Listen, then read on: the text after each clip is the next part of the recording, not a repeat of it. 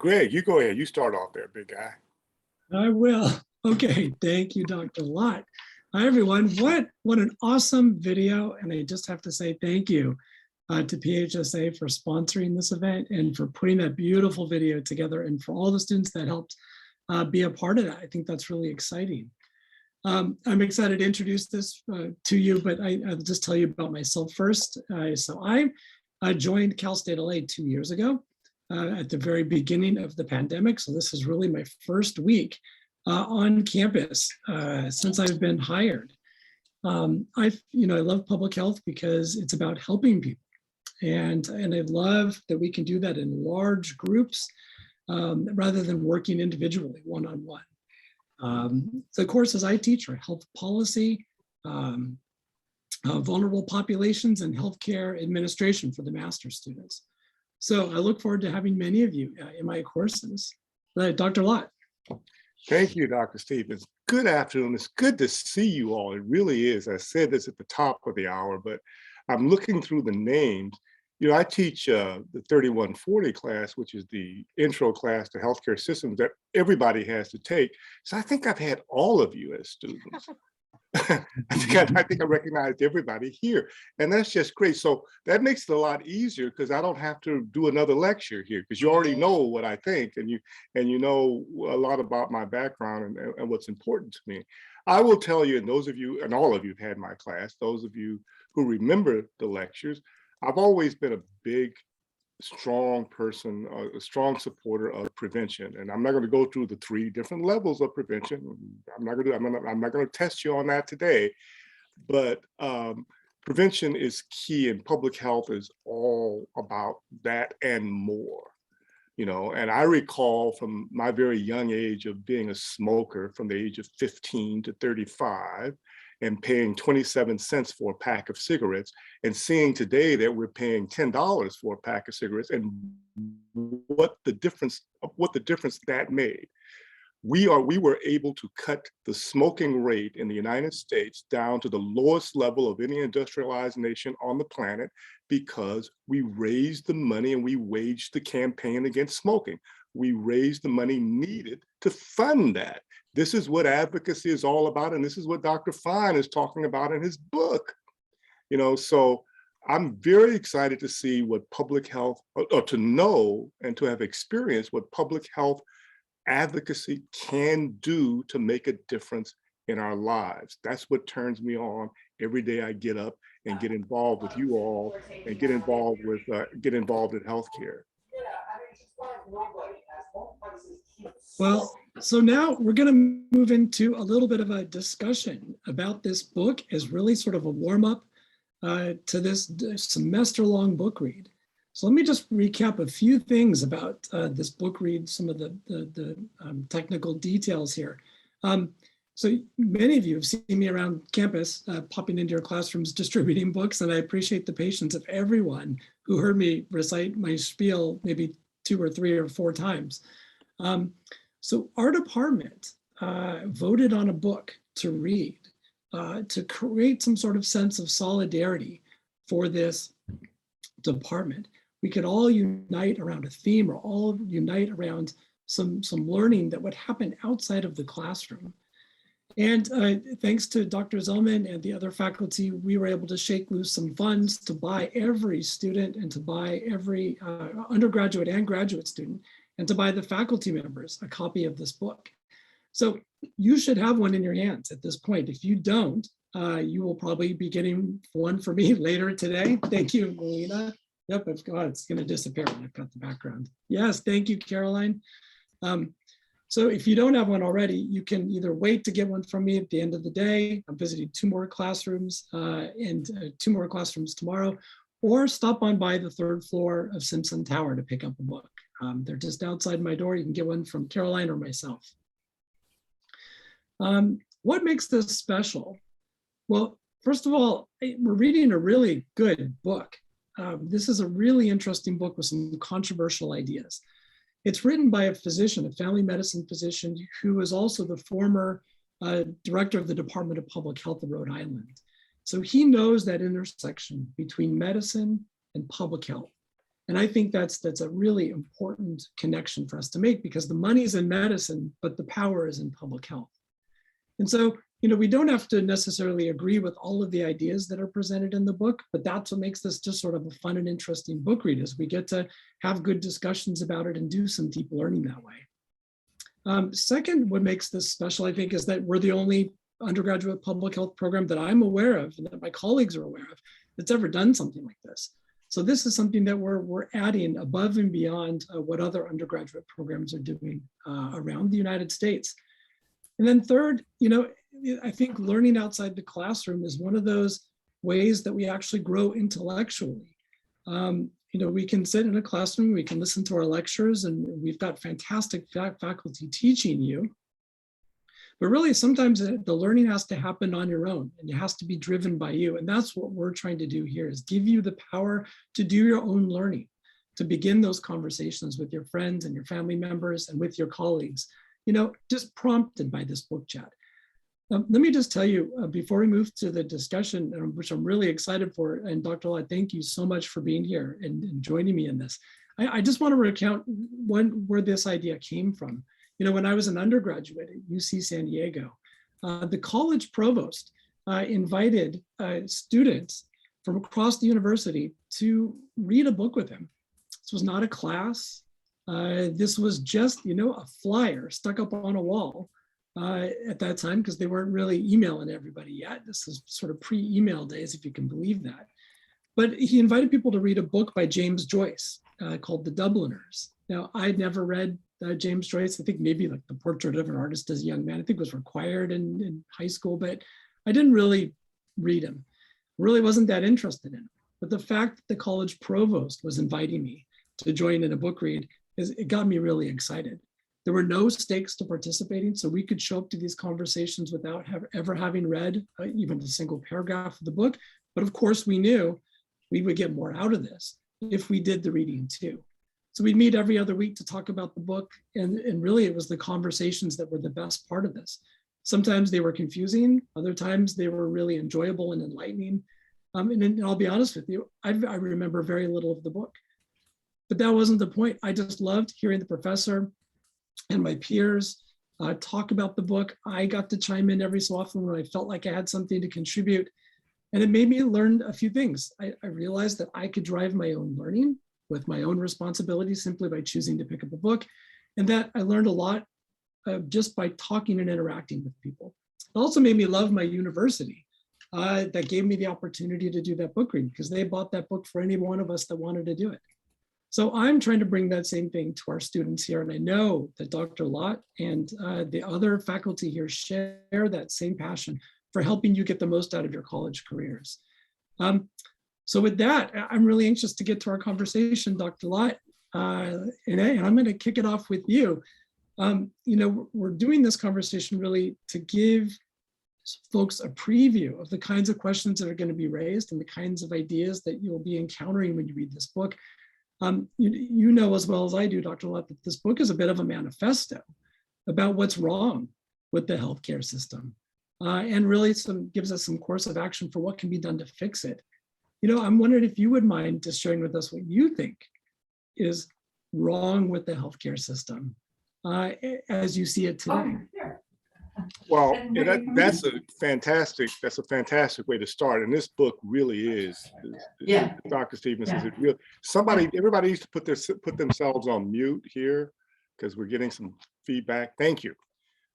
That's a really good place to start. And where I begin with this, because healthcare is complex, and it's a huge system, and it creates all kinds of problems for everyone, because we all need to encounter it at some point, some way. But I think I want to start at the beginning. What I have a problem understanding is this: why haven't we in this country embraced healthcare as a fundamental right? We've said in the United States that you have a right to K through 12 education, and we funded that completely. Everybody in this country has a right to K through 12 education. If you happen to be in a circumstance where you need a criminal defense, You have a right to a criminal defense attorney to help you in that case. And those are fundamental rights bestowed upon us all as Americans. But to enjoy everything we have in this country and all other rights, we must be able to we must be healthy. Without health, nothing else really truly matters. Why haven't we done what every other industrialized nation on the planet has done and made it a fundamental right by bestowing access to health care or healthcare coverage through a universal form of coverage for all of our residents? Why haven't we been able to do that? So that's what's been annoying to me. And the students who've had my class, we have the assignment where you actually have to go in and tell us how that might work. If you remember that, if you remember my class, what do we need to do to make that happen in the United States? What do the ingredients need to be for us to have a universal healthcare coverage system in the U.S.?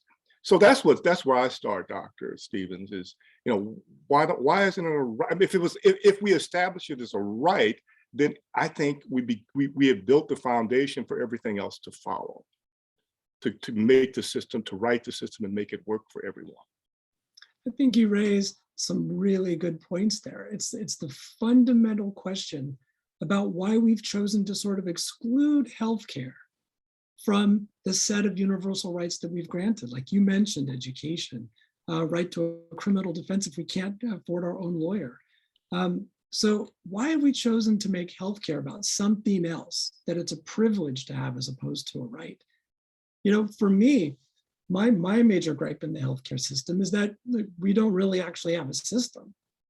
I would argue that we probably have little systems, just sets of little systems all over the place that, are really kind of messy for the most part. They kind of do what they want. And in fact, they're not really regulated to any real extent. There's insurance that's regulated. There's the provision of medical care. The licensing of our doctors is regulated to some extent. But how they interact with each other and how they treat patients, I would say, is not really any sort of an actual detectable, noticeable system. And that creates just messy healthcare for everybody. I think when people have an insurance plan, for example, you don't just think of yourself as having an insurance plan. You actually end up having typically a medical group under that. Like, for example, you sign up with, like Anthem, they may have a contract with UCLA Medical Group. And so that means Anthem really is the payer of sorts, but really you're getting your care from this one distinct little tiny itty bitty medical group. And you don't necessarily have access to the whole world of providers that Anthem has access to. So many of you're part of these little systems of healthcare that really don't interact with each other, don't know much about each other, compete with each other to some extent, and really try to sort of maximize their profit in doing so. And in fact, I would argue that in this book, I think one of the main themes is that we don't really have a system. What we have instead is a marketplace. Essentially, that we've got a system that sells services to people, right? That we've got basically doctors and hospitals whose job is to put billboards everywhere where to try and get you to come to use their services. And I'm going to throw it back to you here, Dr. Lott. It's you hit on a couple of good themes there. First, you mentioned the illusion of choice. We think that because we have a totally, quote, democratized system that we all have access to whatever we want. You really don't. You don't have access to whatever you want, nor do you have access to anybody you want to go to. It's the illusion of choice, which takes us often into the wrong places and things that don't work out so well for us as consumers. But also, you make another very important point that we need to focus on, and that is we want and we ascribe to having a marketplace-driven system. And if we accept that, if we truly embrace having a market-based system, then market forces ought to work. Is that not correct? Market forces ought to work. In any market, in a capitalistic system, economics be what they are, supply and demand forces should be at place. Supply, if we have an oversupply, prices should go down. We have undersupply, prices should go up. That's what the marketplace said. That doesn't work in healthcare. We got hospitals every 5 miles in Los Angeles. Does that do anything to bring prices for hospital care down? No. I mean, so the issue, marketplace forces do not work. In fact, we talk about supply and demand. In healthcare, what I've found is we've got 4, not just supply and demand. We've got supply, demand, fear, and greed. And what I mean by that is the way the healthcare system works is that it is in a box that the providers and the insurers, those stakeholders who are given the responsibility of providing healthcare for us, that they totally control. And it's a $4 trillion a year industry, 4 trillion with a T, almost 4 trillion, it's about $3.8 trillion a year.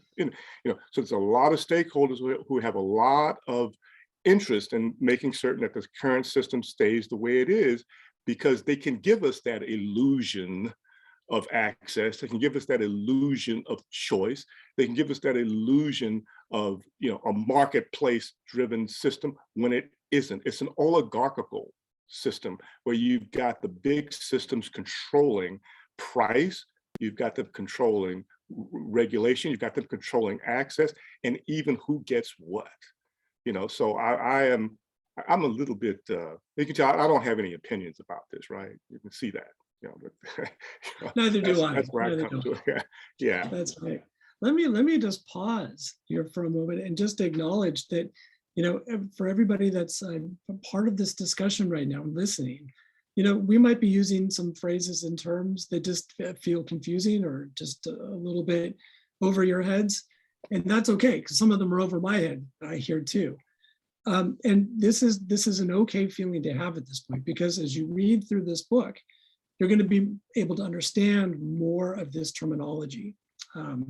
So just wanted to acknowledge that there might be some tricky terms like medical groups and oligarchy and all that. Just don't fret at this point. Just know that understanding will come. Let me take a little tangent here.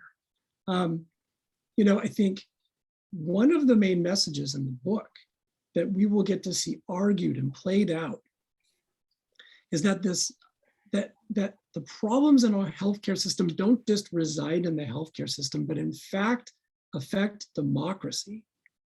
And I find that a really interesting concept. I think every one of us here probably well knows that democracy feels a bit like it's hanging by a thread at this moment. I mean, it might be a little bit of hyperbole to say that it's at a tipping point, but we've seen the January 6th insurrection in the Capitol. We've seen attempts to overturn elections. And so when someone makes the case that healthcare is tied to democracy, that perks up my ears right away. And I hope it does yours too. And I want to just make a point that, that I think is really fascinating by Dr. Fine. And as you read the book, these are some things to look for, because I think they really push us to think hard, is that when the healthcare system is weak, or when we don't have a system, that defeats democracy to some extent. And if we were to change our healthcare system to strengthen it in some way, we would actually be empowering democracy. Now, let me describe what I mean. First of all, one thing we know is that when people are sick, or they're depressed, or they're anxious, they don't vote. People don't do it. In fact, it's, I think, the third main reason why people report not having voted is because they're sick or unable to get to the polling place, not mobile, they're feeling sad or depressed. And so if we have a healthcare system that's not helping people address those issues well and helping lift the population, to lift their health, then it's actually weakening democracy. It's weakening our ability to get out and vote and make change. And especially if the healthcare system, as you were describing, Dr. Lott, is if the system is tilted in one way or the other, if it benefits the wealthy and it doesn't help those who are poor or even uninsured, then of course we're affecting democracy unequally. we're helping empower people who are wealthy to have a voice, and helping those and not helping those who are at the lower end of the socioeconomic spectrum be empowered to vote as well. So if we're keeping the wealthy healthy and keeping the sick, then we're tilting the democratic sort of playing field here. So that's the first way I think that this book makes a connection between healthcare and democracy. And let me just throw it to you, Dr. Lott, what, just your gut. What do you think about those ideas? Well, Yeah, go ahead. We live in a class. Still got people with the need to mute. Get everybody to mute here. We live in a class society, and unfortunately, the people who are mostly impacted by the fact that we don't have universal coverage are those in the lower socioeconomic strata or classes, and that unfortunately does impact, minorities more than it does others in our society. So, that's the connection. I mean, that's simply put, that is the connection. If you don't have universal coverage, then those who can't afford it are disenfranchised from the system. And if you want to create equity in society, then you've got to at least provide that as a fundamental right. Just like again, I don't want to beat a dead horse here, but just like we do education and a criminal defense, there's certain things that ought to be for everyone. And that gives and provides a baseline to begin to deal with equity and justice in America. So it's part of that. It's, I don't want to say it's part of it, it's the base. It should be part of the foundation of any society, having healthcare or access to healthcare or healthcare coverage. Without that, then you allow our class system to do what it does well, and that's discriminate against people who are less fortunate than others. That is so well said, and I know if people were on by video right now, most people on by video, we see lots of heads nodding in agreement, understanding that connection. I want to push us a little bit further now and think what some of the other connections are between the healthcare system and democracy. And it strikes me that when the healthcare system is so incredibly expensive, as you said, this is a $4 trillion industry. If the healthcare system is so expensive, somebody's making a lot of money out there. Like, this money doesn't just disappear into the ether, it goes into people's pockets. And if we can accept that money is power, that money grants you access to politics, to politicians, to influence, then if the healthcare system is drawing so much money out of the average person and putting it in the pockets of particular people, those people or those companies or those corporations may be gaining an influence and power. In fact, this is maybe, I think, one of the most interesting arguments in the book is that by extracting wealth from the little guy and giving that money to the big guy, we're just giving the big guy more power, more wealth, more influence. And that, again, is highly undemocratic. That we create a system that's really allowing the tilting of the playing field to some extent. What do you think? Yeah, well, I'm gonna get really controversial here, and I hope this doesn't get too dark for people. And forgive me if I step on any toes here, but that's absolutely spot on. 92% of all of the money in America, regardless whether it's public money or private money, 92% of all the money in America is managed by white males. I'll say it again, 92% of all money in America is managed by white males, right? And if you take that as a starting point, you begin to see how systems can be controlled and how systems are self-serving to benefit and to contribute towards making that a constant. And so if we want to begin to deal with issues like this, we want to begin to deal with that issue, the control of wealth in this country. We have to understand what the important components are that contribute to that. And if healthcare at $4 trillion, which is a large slice of our economy, is contributing to that, we need to deal with that as well. So what we need to do, if we really are serious about it, is we need to put some controls on where that and how that money goes. Every other country that's done this, that has put healthcare, put restraints on healthcare, they put restrictions on what health plans, as an example, what health plans can make. Health plans in many of the industrialized nations are not allowed to make a profit on basic health care. They can make a profit on Cadillac care program plans.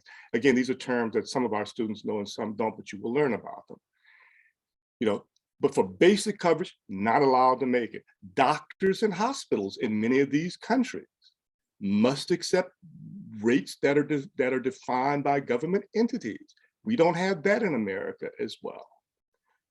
So if we want to begin to understand, if we want to accept the fact that healthcare contributes to that lopsided coverage or management of wealth in America, then we've got to say we can't leave it up to the market. We can't leave it to the same forces to control healthcare that controls the rest of the market. Government must step in. We must do what some of these other countries have already decided to do. Stop the wealth drain that we see in America. Don't allow health plans to make profits off of basic health coverage. Don't allow doctors and hospitals to charge whatever they want, even though in reality you don't get paid that. If we dig deeper, we don't get paid what they charge. But the fact of the matter is, rate regulation is something that needs to be seriously considered and put in place in the U.S., as well as profiting off of coverage. Basic coverage, no one should make a profit off of that. You should be able to recoup your charges and expenses, that kind of thing. But that's something we should all have access to without having to worry about what the profiteers are doing or making off of providing us with coverage, with basic healthcare coverage. To me, that's just insane. And other countries that have done what we want to do have acknowledged that that's insane and said, no, that must stop. Dr. Lott and Dr. Stevens, I have a quick question. So do you think the insurance companies are the ones who have a major pushback on universal health care, and that's why our government is kind of reluctant or not really motivated to try to fix it? Yes, I think that's part of it. And in fact, though, if you don't mind, maybe we could save that conversation for our next gathering, because my goal is to get someone here who can talk about the role of insurance and also talk about single payer coverage. So if you don't mind just letting us push that back a little bit for the next meeting, I think that's a really crucial piece. But thank you for that question. I see that there are lots of comments and questions in the chat too. And just in the interest of time, in our maybe 4 or 5 minutes here that we have remaining, I want to just bring this conversation home, which is we've been talking about quite a few lofty things here, the connections between healthcare and democracy. And I certainly appreciate it, Dr. Lott, when you step on toes. Like, count me in as a fan of when you're doing that, because these kinds of challenging conversations are the ones we should be having. I'm all for it. But to bring this home, I think most people who are here have had some interaction with the healthcare system, whether positive or negative. I'm wondering, I know in the discussion that's going to happen in the mixer later, we're going to be asking folks, what your experience has been in the healthcare system. Just to kick this off, Dr. Lott, would you be willing to share one of your experiences in the system that could be sort of a learning point for us?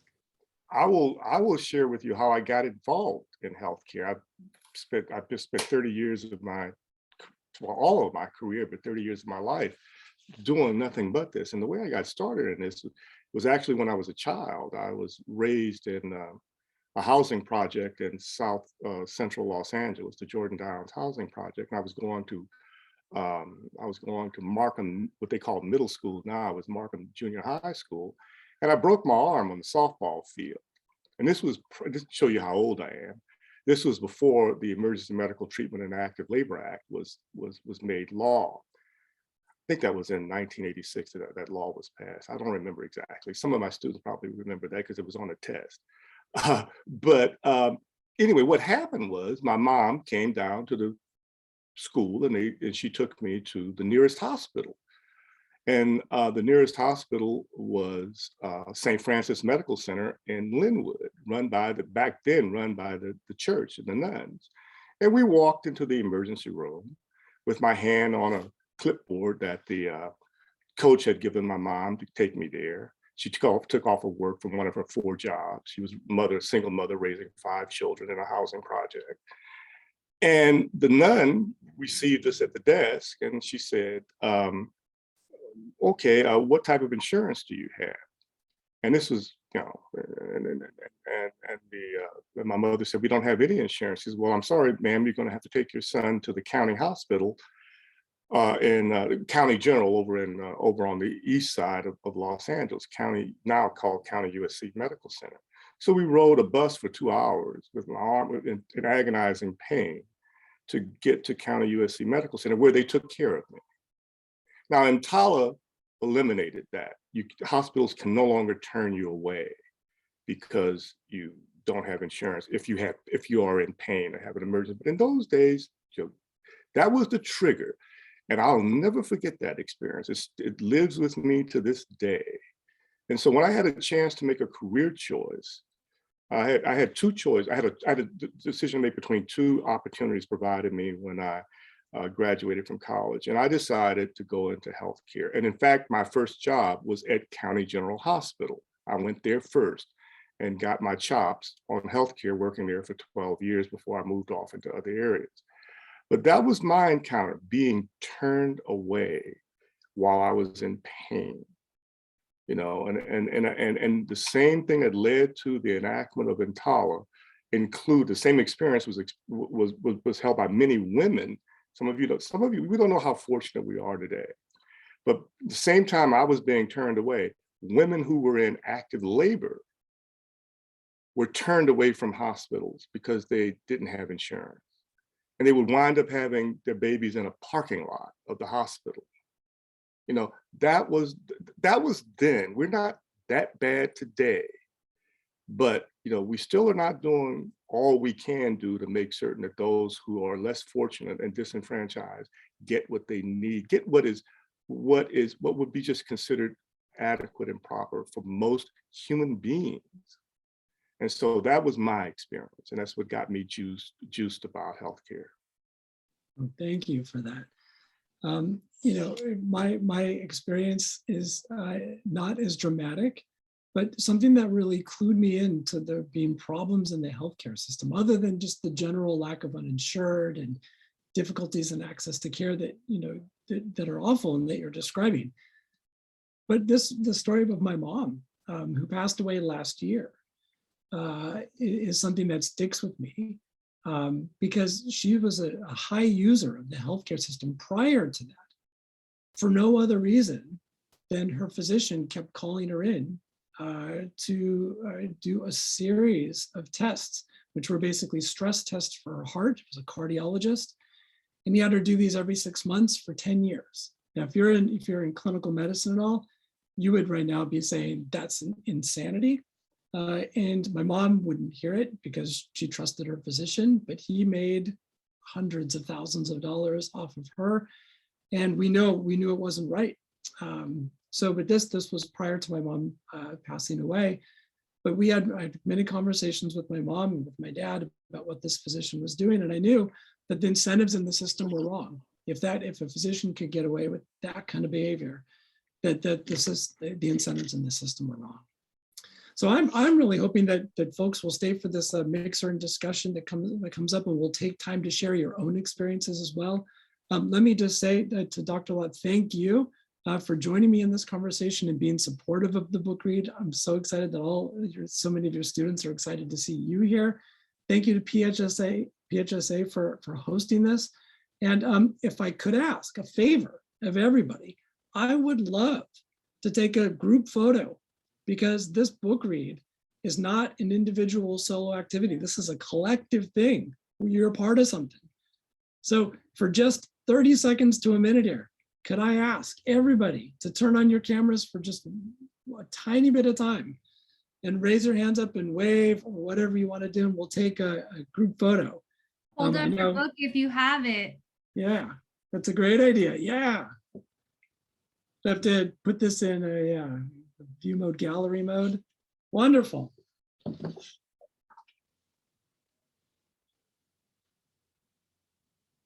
Great. Thank you everyone for popping in. Love this. We're going to fill the screen with videos. I love it.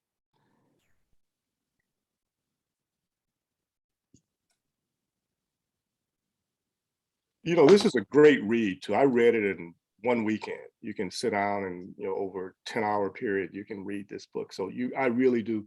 This is really a must read, good read book. So I really hope you all take a weekend and just, you know, don't rush through it, but give it time for you to think about what's in here, but do read it and do think about it and make some notes in the margin.